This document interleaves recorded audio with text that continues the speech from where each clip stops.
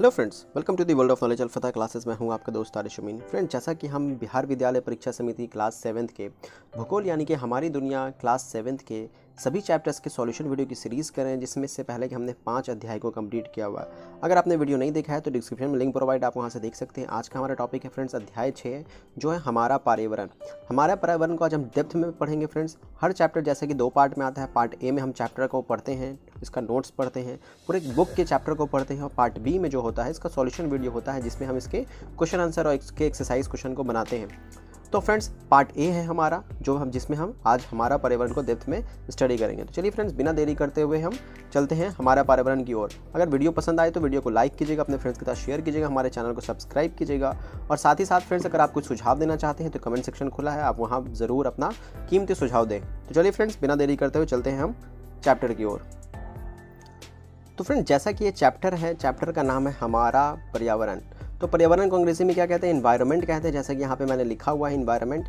आप देखें तो हमारा मतलब हमारा और पर्यावरण मतलब एनवायरनमेंट। तो पर्यावरण का मतलब क्या होता है? पर्यावरण 2 शब्द से मिलकर बना हुआ है, एक परि है और दूसरा आवरण है।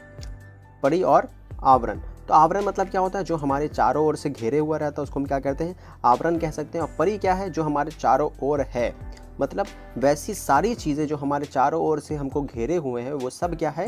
पर्यावरण का हिस्सा है, पर्यावरण है। जैसे अगर आप अपने आसपास के चारों तरफ देखें तो आपको क्या क्या दिखेगा? सबसे पहले आसपास में आपको क्या दिखेगा? हवा दिखेगी। हवा दिखेगी नहीं, मतलब महसूस करेंगे कि हवा है, आपका घर है, आपके तालाब है, कुआं है, नदी है, गमला है, बेड है, बहुत सारी चीज़ें दिखेंगी। तो ये सब हमारे आसपास की जितनी भी चीज़ें हैं वो सब क्या है? हमारे पर्यावरण का हिस्सा है। तो आज जो हमारा चैप्टर है वो हमारे आसपास की जितनी भी चीज़ें मौजूद हैं हमारे, वो सब हमारे पर्यावरण का एक हिस्सा है, और उन सब को मिला करके एक परितंत्र बनता है। उसी परितंत्र को पढ़ने के लिए हम हमारे पर्यावरण को पढ़ते हैं। तो आइए फ्रेंड्स, आपके चैप्टर क्या कहना चाहता है इसको हम समझते हैं। फौजी चाचा। तो एक फौजी चाचा के बारे में कहानी है ये। एक फौजी चाचा के बागीचे में रवि है, डेविड है, आयुष, रानी, रजिया खेल रहे थे। मतलब एक फौजी चाचा के बागीचे में बहुत सारे बच्चे खेल रहे थे और वहाँ अनेक तितलियाँ उड़ रही थी, पेड़ों पर चिड़ियाँ चहचहा भी रही थी। तो रवि ने पूछा, यहाँ तो खूब तितलियाँ एवं चिड़ियाँ हैं, मेरे घर में तो एक भी नज़र नहीं आता। तो रानी जवाब देती है। रानी ने कहा, तेरे घर में पेड़ है क्या? आप बताइए फ्रेंड्स, आपके घर में तितलियाँ नज़र आती हैं, चिड़ियाँ नज़र आती हैं? नहीं आती होगी। क्यों? क्योंकि आपके घर में पेड़ नहीं है। ये जो तितलियाँ होती हैं, चिड़ियाँ होती है, कहाँ होती है? पेड़ों पर होती है। तो रवि ने कहा, नहीं, मेरे घर में पेड़ नहीं है, इस वजह से मेरे घर में चिड़ियाँ और तितलियाँ भी नहीं हैं। तो अचानक रवि के पौधे के पास बैठकर फूल एवं पत्तियों को तोड़ने लगा। रवि क्या करता है? अब पौधे के पास बैठ गया। देखिए जैसे कि यहाँ पे ये रवि है और रवि क्या कर रहा है? फूल और पत्तियों को क्या कर रहा है? तोड़ रहा है। तो आयुष ने उसे ऐसा करने से मना किया, लेकिन रवि नहीं माना और वो तोड़ता है। आप बताओ बच्चों, क्या आप फूल को तोड़ते हो? अगर तोड़ते हो तो आपको ऐसा नहीं करना चाहिए, जैसा कि आयुष ने मना किया रवि को कि तुमको ऐसा नहीं करना चाहिए। डेविड ने कहा, पौधे को नुकसान पहुंचाना अच्छी बात नहीं, चाचा देखेंगे तो वो हम सबको डांटेंगे। देखिए, एक फौजी चाचा है, यहाँ पे सब बच्चे खेल रहे हैं और ये रवि क्या कर रहा है? फूल को तोड़ रहा है। तो दूसरे ने मना किया, डेविड ने मना कहा कि बच्चे तुम फूल को मत तोड़ो, अगर चाचा देखेंगे तो डांटेंगे। पौधे को पानी दे रहे फौजी चाचा ने बच्चों की बातें सुन ली। पास आकर वे बोले, बेटा आप लोग झगड़ा क्यों कर रहे हैं? बच्चे चुप हो गए। चाचा ने कहा, वहाँ गिरे पत्तों को और फूलों को देखा तो वे सारी बातें समझ गए। जैसा कि यहाँ पे एक फौजी चाचा दिख रहे हैं, बच्चे खेल रहे हैं। अब फौजी चाचा जो थे वहाँ पे गिरे हुए पत्ते को, फूल को देख लिया तो वो समझ गए कि किसी ने शैतानी की है और उन फूलों को तोड़ा है। अब देखिए चाचा क्या करते हैं, उन लोगों की डांट लगाते हैं या पिटाई करते हैं, ये चैप्टर के आगे आपको समझ में आएगा। उन्होंने सभी बच्चों को अपने पास बैठाया और पूछा, बेटा इन्हें किसने तोड़ा? किसी ने जवाब नहीं दिया। चाचा ने कहा, देखो बच्चों, ये पेड़ हमारे जीवन के लिए आवश्यक है, मतलब ये पेड़ जो हमारे लिए बहुत ज़रूरी है। पेड़ पौधे, नदियाँ, पहाड़, जंगल, ये सभी हमारे पर्यावरण के अभिन्न अंग है। जैसा अभी मैंने आपको बताया था, पर्यावरण जो हमारे आसपास मौजूद वो सारी चीज़ें क्या है? पर्यावरण के एक हिस्सा है, और उन सब को मिलकर के क्या बनता है? पर्यावरण बनता है। ये किसी ना किसी रूप में हमारे जीवन को क्या करती हैं? प्रभावित करती हैं, हमारे जीवन से जुड़ी हुई हैं। जैसे यहाँ पे देखें, नदी, पहाड़, जंगल, जीव जंतु, घर, सड़कें, पुल, मानव, रीति रिवाज, परंपरा आदि, ये सब क्या है? पर्यावरण का एक हिस्सा है, पर्यावरण का एक हिस्सा है। तो आपको समझना चाहिए, और ये किसी ना किसी तरह से हमारी ज़िंदगी को क्या करता है? प्रभावित करता है। तो आइए देखते हैं आगे क्या होता है।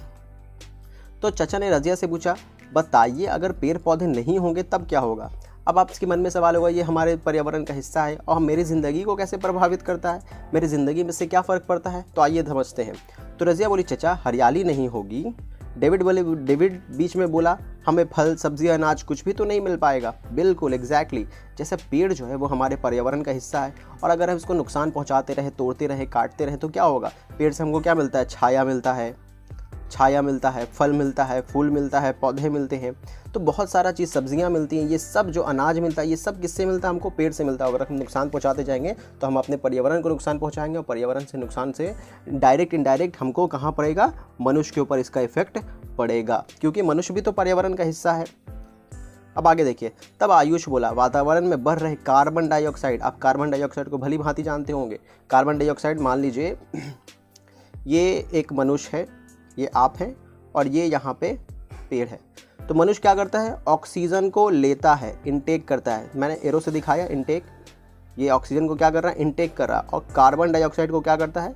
छोड़ता है। तो मैंने इसको एरो से बाहर कर दिया। अब मनुष्य ऑक्सीजन को ले रहा है और कार्बन डाइऑक्साइड को छोड़ रहा है। अब पेड़ क्या करता है? इसी का अपोजिट करता है। ये कार्बन ऑक्सीजन को छोड़ता है और CO2 को क्या करता है? इनटेक करता है, अंदर लेता है। तो ये दोनों एक दूसरे को बैलेंस कर रहा है।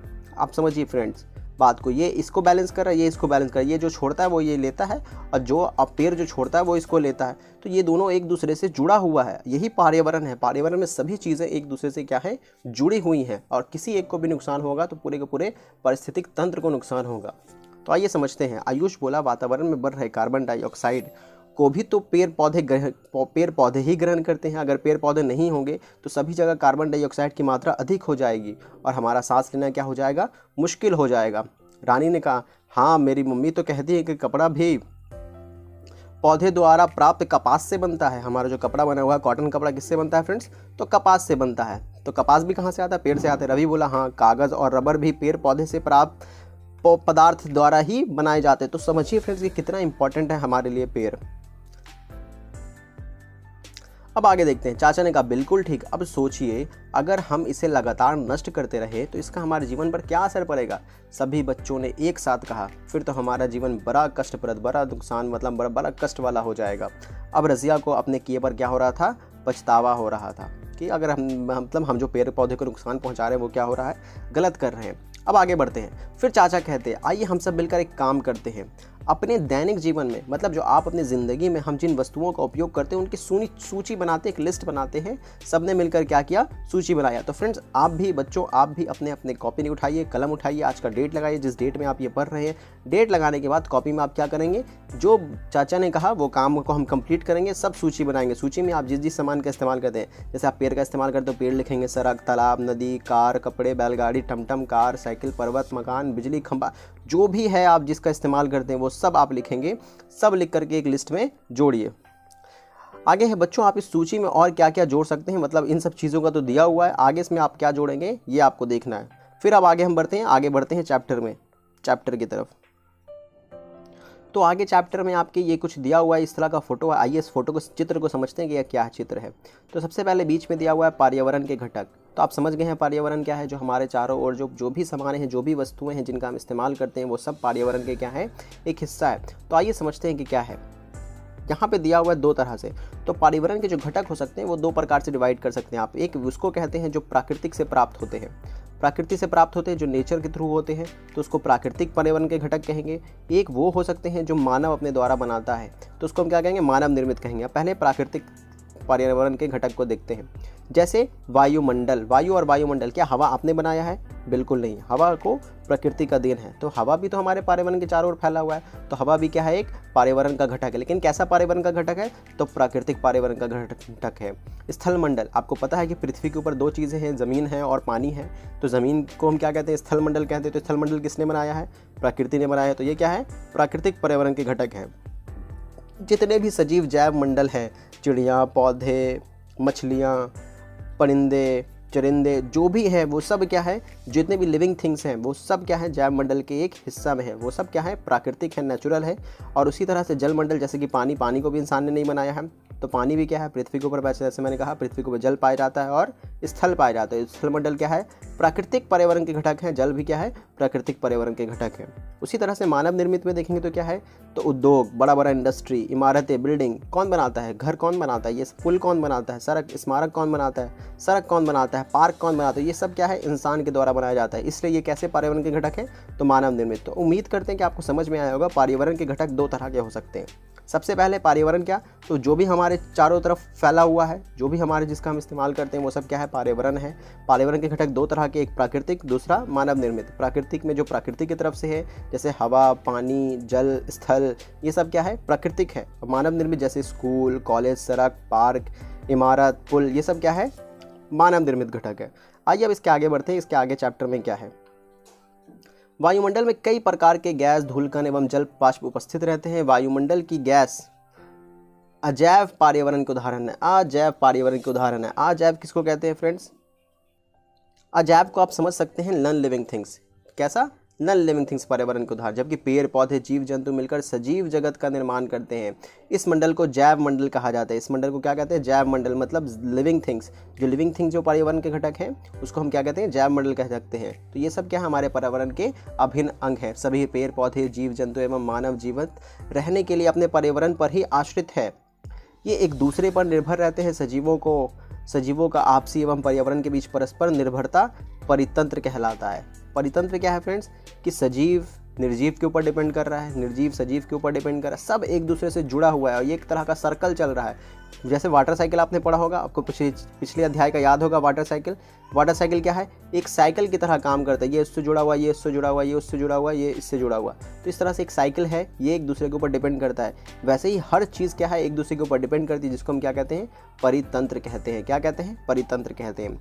आगे देखते हैं, आगे चाचा और क्या कह रहे हैं। चाचा ने बच्चे से पूछा, तालाब में कौन कौन सी चीज़ें मिलती हैं। तो बच्चों ने सोचा और बताया, पानी है, मछली है, बत्तख है, बगुला है, मेढक है, कीड़ा है, घोंगा, जोंक, काई, पानी की वनस्पति इत्यादि। तो ये सब क्या है, चाचा ने समझाया कि ये सभी पानी में जिंदा रहने के लिए एक दूसरे पर निर्भर है। अगर एक को भी कम हो जाएगा तो फिर उसका परितंत्र क्या हो जाएगा, बिगड़ जाएगा। इसलिए यह तालाब का क्या है, परितंत्र है। इसी प्रकार कई परितंत्र होते हैं। जैसे बच्चों की उत्सुकता बढ़ती जा रही थी। चाचा ने आगे कहा, मनुष्य अपनी ज़रूरतों के हिसाब से पर्यावरण में परिवर्तन लाता रहता है। उन्होंने बच्चों से कुछ प्रश्न पूछा। क्या क्या प्रश्न पूछा फ्रेंड्स, आइए एक एक करके देखते हैं। अगर घर नहीं हो तो क्या होएगा, आप बताइए फ्रेंड्स कि अगर घर नहीं हुआ तो क्या होगा, कमेंट सेक्शन में जल्दी से बताइए, फिर मैं इसका आंसर बताऊंगा। अगर परिवार नहीं हो तो क्या क्या दिक्कतें आएंगी, अगर बाजार बंद हो जाएगा तो क्या परेशानी होगी, अगर गाड़ियाँ बंद हो जाएगी तो क्या दिक्कत होगा, खूब सर्दी पड़े तो क्या होगा। अब देखिए आप सोचिए फ्रेंड्स, अगर घर नहीं होगा तो क्या होगा। तो रज़िया कहती है अगर घर नहीं होगा तो हम धूप से, हवा से, वर्षा से कैसे बचेंगे। फिर डेविड बोला, परिवार के साथ तो हम अपने दुख सुख को बांटते हैं, तो परिवार का होना भी बहुत ज़रूरी है। आयुष बोला, बाजार बंद होने पर हम अपनी ज़रूरत की चीज़ें कहाँ मिलेंगी, कहाँ से लेकर के आएंगे हम अपनी ज़रूरत के सामान को, अगर बाजार ही नहीं होगा तो। अभी तो हमको बिस्किट खाने का मन है, मम्मी से पैसा लेते जाके बिस्किट ले आते हैं। अगर बाजार नहीं होगा तो बिस्किट कहाँ मिलेगा, दुकानें कहाँ होंगी, नहीं होगी। तो ये सब दिक्कतों का सामना करना पड़ेगा। चाचा ने बताया, हमारे चारों ओर पाए जाने वाले प्राकृतिक एवं मानवीय दशाओं के आवरण को ही पर्यावरण कहते हैं। ये सब क्या है, सब मिलजुल कर एक जगह इकट्ठा हो जाएंगे और एक सर्कल का तरह काम करेंगे और इसको क्या कहेंगे, हम पर्यावरण कहेंगे। उम्मीद करते हैं कि आपको समझ में आ रहा होगा। अगर अभी भी कोई दिक्कत है तो कमेंट सेक्शन में बताइए फ्रेंड्स। कमेंट सेक्शन में तो आप मुझे 8804317520 व्हाट्सएप नंबर पे अपना क्वेश्चन डाउट भेज सकते हैं। जैसे मैं फ्री हो जाऊंगा तो मैं आपको जल्द से जल्द रिप्लाई करने की कोशिश करूंगा। तो आइए आगे देखते हैं। दुनिया में बहुत सी ऐसी वस्तुएं ऐसी हैं जो प्राकृतिक या वातावरण से मिलती हैं, जैसे पेड़ पौधे, नदी, पहाड़ इत्यादि, या प्राकृतिक वस्तुएं कहलाती हैं तथा प्राकृतिक पर्यावरण का निर्माण करती हैं। तो जैसा कि मैंने अभी आपको बताया था फ्रेंड्स इस वाले फोटो में कि ये सब क्या है, प्राकृतिक वस्तुएं, ये सब प्राकृतिक पर्यावरण का निर्माण करती है, जबकि मानव निर्मित का ये निर्माण करेंगी। आगे बात करते हैं, बहुत सारी वस्तुएं हैं जिसे मनुष्य अपनी आवश्यकताओं की पूर्ति के लिए प्राकृतिक वस्तुओं में परिवर्तित करके बनाया है, अतएव ये मानव निर्मित पर्यावरण कहते हैं। तो आपको मैंने इससे पहले ही एक्सप्लेन कर दिया, जैसे मकान, पुल इत्यादि। तो पर्यावरण दो प्रकार के, एक मानव निर्मित और एक प्राकृतिक।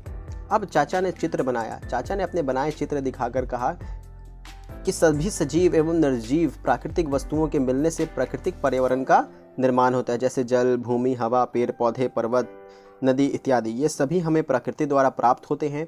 स्थल, जल एवं वायु से घिरी सभी भाग इसके अंतर्गत आते हैं। भूमि का वह भाग जिस पर जीव रहते हैं, जैसे मकान, पेड़ पौधे, पर्वत, पहाड़, पठार, इन सभी को स्थल मंडल कहते हैं।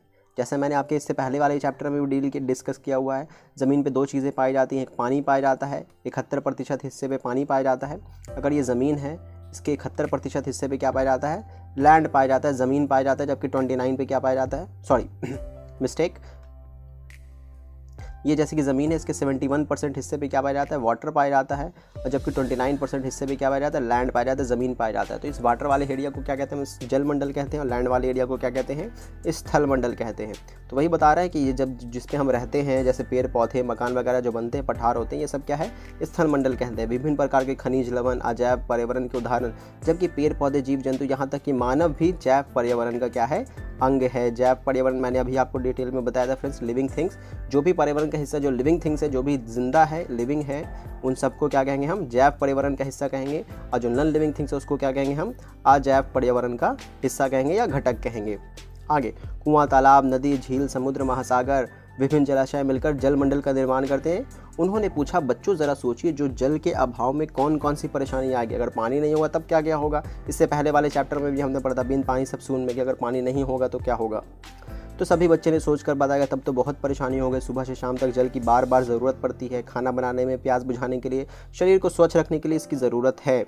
चाचा ने कहा, क्या हमें पानी बर्बाद करना चाहिए। सभी बच्चों ने नहीं में सिर हिलाया, बिल्कुल नहीं करना चाहिए। और आप भी अगर करते हैं तो आप भी ना में सिर हिलाएं और आइंदा से कोशिश करें कि पानी को बर्बाद नहीं करेंगे।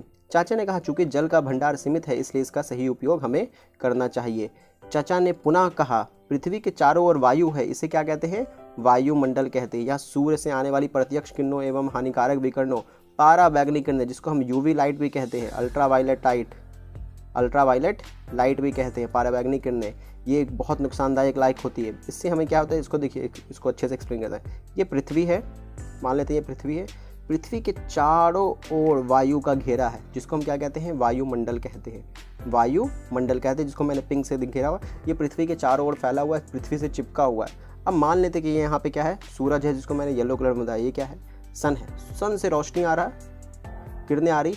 जब ये अंदर आती हैं तो वायुमंडल में जब प्रवेश करती हैं तो जब वायुमंडल में प्रवेश करती हैं, जो मैंने बताया था, ये वायुमंडल में जब प्रवेश करेंगी तो ये जो वायुमंडल है वो क्या करता है, हानिकारक किरणों को रोक लेता है और अच्छी अच्छी किरणों को पृथ्वी तक पहुंचने देता है। इस वजह से क्या करता है, हमें हानिकारक किरणों से हमें बचाता है।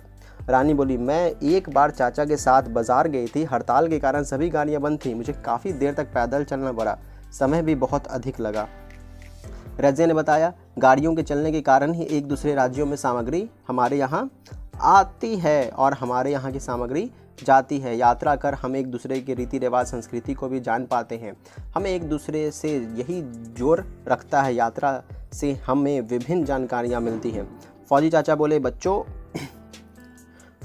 बोले, बच्चों, मनुष्य ने अपने जीवन को आसान बनाने के लिए अपने आसपास के पर्यावरण के अपने अनुसार बदला है। उन्होंने पूछा, बच्चों, क्या हमें पर्यावरण को नुकसान पहुंचाना चाहिए। सभी बच्चों ने एक स्वर में कहा, नहीं चाचा, हमें इन्हें नुकसान पहुंचाकर इसकी सुरक्षा करनी चाहिए। हमें इसको नुकसान नहीं पहुंचाना चाहिए, बल्कि इसका क्या करना चाहिए, हिफाजत करना चाहिए, सुरक्षा करना चाहिए। समाज में तरह तरह के रीति रिवाज, परंपराएं, उत्सव आदि देखने को मिलते हैं। शादी ब्याह के अवसर पर खुशियों में शरीक होना, छोटे को प्यार, बड़े बुजुर्गों को सम्मान, ये सब हमारी संस्कृति पर्यावरण के अंग है। मुलाकात होने पर अभिवादन के तरीके, खुशियों को व्यक्त करना, शोक प्रकट करने के भाव, पर्व त्योहार पर गाए जाने वाले मंगल गीत, पहनावा, विशेष प्रकार के पकवान, ये सब संस्कृति का क्या है, पहचान है। यही सब मिलकर संस्कृति पर्यावरण का निर्माण करते हैं। ये सभी क्या है, पर्यावरण का एक हिस्सा है। कैसी पर्यावरण का, सांस्कृतिक पर्यावरण का हिस्सा है। चाचा ने कहा, बच्चों, हमें अपने रीति रिवाज, परंपराओं के प्रति सम्मान रखना चाहिए और इनका पालन करना चाहिए। सबने चाचा की बात पर सहमति जताई। चाचा ने भी सभी बच्चों को शाबाशी दी और फिर अपने काम में लग गए। और यहाँ पे आपका चैप्टर क्या हो जाता है, एंड हो जाता है। अगर वीडियो पसंद आया हो, मेरा काम पसंद आया हो तो लाइक कीजिए। एक लाइक तो बनता है ये दोस्त, इतना तो आप कर ही सकते हैं। और हमारे चैनल को सब्सक्राइब कीजिए। मिलेंगे नेक्स्ट वीडियो में, जो इसका सॉल्यूशन वीडियो होगा। अगर वीडियो पसंद आया हो तो लाइक कीजिए, अपने फ्रेंड्स के साथ शेयर। चलते हैं फ्रेंड्स, ख्याल रखिए अपना, टेक केयर, बाय बाय।